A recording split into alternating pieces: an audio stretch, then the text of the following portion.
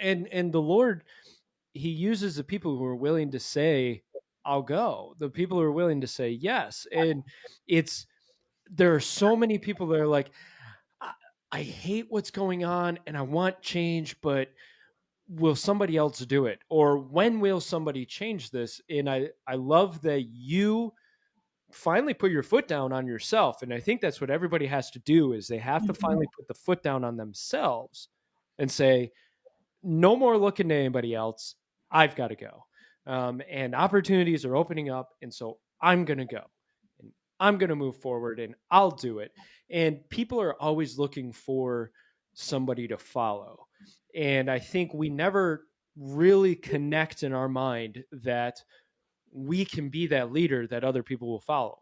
Like I said, it's really I don't know. It's almost like the mama bear in me come out, Yeah. because nobody was gonna mess with my babies. And Good. then it got to the point that this mama bear takes care of the other mamas out there, Mhm. because nobody's gonna mistreat our parents whenever they're trying to step up and raise their children and do what's best for their children. Because I know that our parents know what's best for our kids, but we have a government right now, and our public school system is the government. I want people to realize that when you send your children to school, you are sending your children to a government ran school. And their mindset right now over the last year, and I'm going to tell you this, Mike, because I just completed my 4 years on the school board.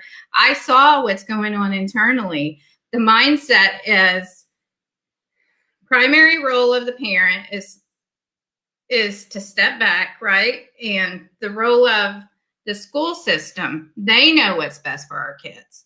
They know if they need to have IEPs. They'll tell you if they need to wear masks. They'll tell you. We're even getting to the point in other states that, and I heard you talking about the vaccinations, that is probably going to get to the point that children aren't going to be able to come back to school without these vaccinations, Yeah. despite the medical research on this says is not recommended for kids below the age of 16, but now they're accepting it for the children of 12 and up.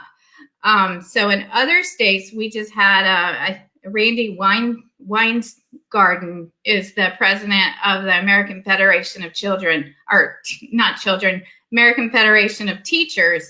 And she come out this week, and believe it or not, she says now that she thinks that children need to be coming back to school in the fall because it's not healthy and they're not learning very well by staying home. Can you imagine that after a 14 months, she's just now coming out?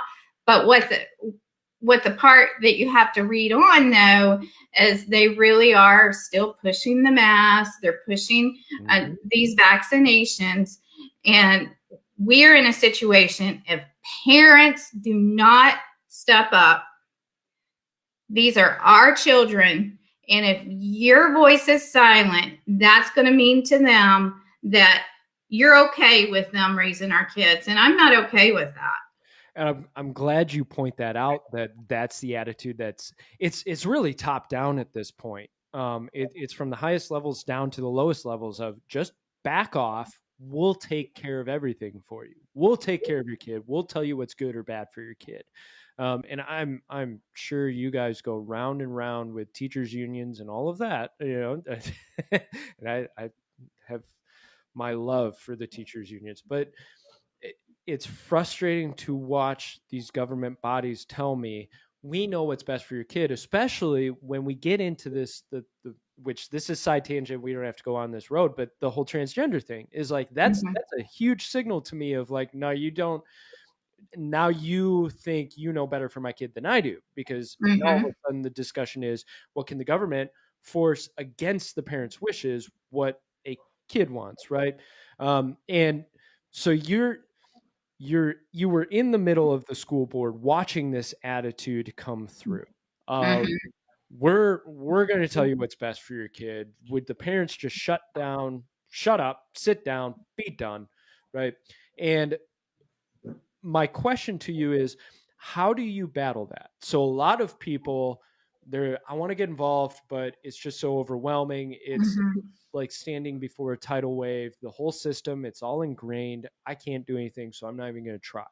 So talk to those people, please. And how did you battle that authoritarian mentality when obviously you're one of the minority in the whole thing? Well, I'm going to say that if you have the right school board, if you have the local right school board, the majority, if if they have the mindset that to respect the parents, then the board hires that superintendent and the superintendent hires all that staff. But as a board, you should be you should be giving those parents the voice. And that's what I tried to do. And I had one other mom that was on the school board with me because we were moms. And when we had parents come to us with issues, we took them serious, no matter how it might seem insignificant to staff because, they're so educated. Of course. As parents, as moms, and the way I was treated whenever I was battling Common Core, I always tried to respect that parent.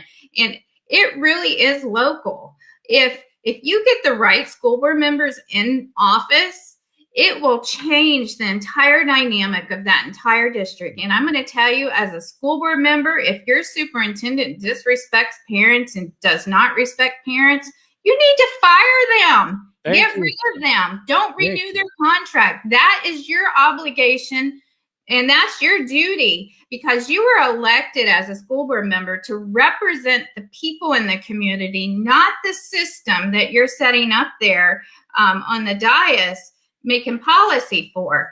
And so if you don't have the right school board members in office, it's time.